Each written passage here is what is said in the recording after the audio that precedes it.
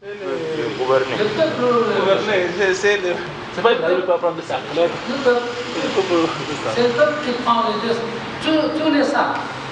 Le peuple prend tous les sacs et non seulement il prend tous les sacs, mais il met le chef par-dessus la tête. En plus.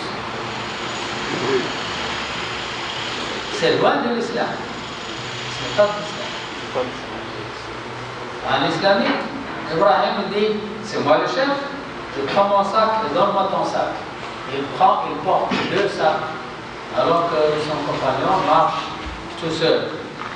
Et la nuit arrive, il commence à pleuvoir.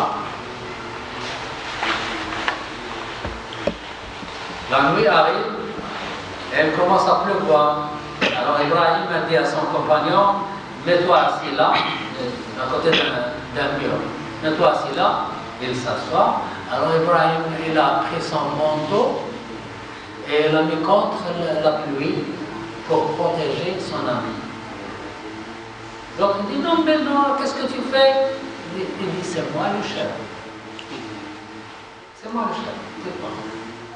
Et il a passé toute la nuit debout, alors que l'autre, il a passé toute la nuit assis, à l'abri, et l'autre, il a passé toute la nuit debout, contre la pluie.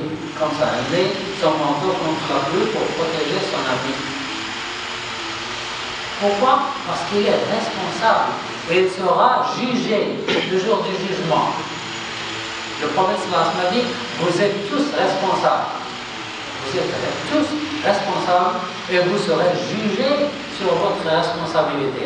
Le père est responsable de la famille et sera jugé sur sa famille. La mère est responsable des enfants, elle sera jugée. Les enfants seront jugés sur leur responsabilité. Même le serviteur est responsable des biens de son maître et il sera jugé sur ce bien. Il y a un grand savant qui s'appelle Abdullah Mubarak. Abdullah Mubarak, un grand savant. Son père, Mubarak, était un gardien dans un champ où il y a des arbres fruitiers. Il était gardien. Il a passé 5 ans gardien dans ce champ. Un jour, le propriétaire a reçu un invité. Alors le propriétaire a dit à Mubarak, va nous chercher de bons fruits. Il a pris des fruits et il a donné au maître. Et le maître dit non, mais ces fruits ne sont pas bien mûrs. Il va chercher des fruits qui sont mûrs. Et il a amené d'autres fruits. Il dit mais ils ne sont pas mûrs. Comment? Tu as passé 5 ans dans ce champ et tu m'apportes des fruits qui ne sont pas mûrs. Et Mubarak a dit oui, j'ai passé 5 ans, mais tu m'as dit de garder le champ. Tu ne m'as pas dit de manger les fruits. Je n'ai jamais goûté ces fruits. 5 ans. 5 ans, il n'a jamais goûté. Je dis, comment? Tu n'as jamais goûté de fruits? Tu as passé 5 ans ici, tu n'as jamais goûté? Oui, tu m'as dit de garder.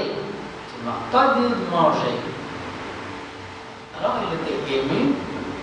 Lorsqu'il était allé chez lui, il a parlé avec sa femme, il dit, tu sais, Mubarak, il a passé 5 ans, il n'a jamais goûté de fruits. Il est loyal, il n'est pas seulement loyal, plus que loyal. Et nous avons une fille, ça fait un bon moment que je cherche, je lui cherche un homme qui soit digne d'elle. Je ne peux pas trouver un homme plus loyal que cet homme. Cet homme, si cet homme se marie avec notre fille, il va la protéger comme il faut. Et la femme dit oui, c'est vrai. Alors lendemain, elle a appelé Moubarak. Elle dit, Moubarak, tu sais, j'ai une fille et je veux l'épouser à quelqu'un. Moubarak dit, bien, Allah Israël. Il dit, mais je te demande ton avis, qui peut se marier avec ma fille? Il dit, c'est ta fille, tu choisis un mari. Il dit, mais donne-moi des critères. Donne-moi des critères qui doivent être dans mon futur beau-fils. Je dis, écoute, les juifs cherchent l'argent. Les chrétiens cherchent la beauté. Les musulmans cherchent la religion. Alors toi, tu choisis. Voilà, je te dis, les juifs cherchent l'argent. Ils cherchent l'argent.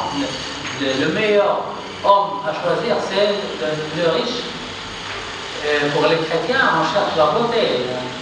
Mais les musulmans, le prophète a dit, choisissez la religion. Il a dit, si un homme est qualifié de religion et de bonne manière, vient vous demander la main de votre fille, donnez-lui. Sinon, il y aura une panique, etc. Alors, le propriétaire a dit, mais je ne trouve aucun homme plus loyal que toi et je veux que tu épouses ma fille. Elle a épousé ma fille. L'homme loyal, ma fille était une fille savante, belle, savante. Alors, ils ont donné une fleur qui s'appelle Abdullah. Abdullah, qui est un homme, un très grand savant. La même chose pour un homme qui s'appelle Sufyan Thauri. Vous connaissez? Oui. Sufyan Thauri était un grand savant. C'est le plus grand savant de son époque. Et le grand juge, le juge des juges, était mort. Alors le roi a choisi Sufyan Thauri pour être à sa place, le juge suprême. C'est comme le ministre de la Justice ou comme ça. Mais Sufyan a refusé. Il dit non, je ne peux pas être juge. C'est dangereux. Le prophète Abu Dhar est venu chez le prophète et dit, donne-moi, je veux être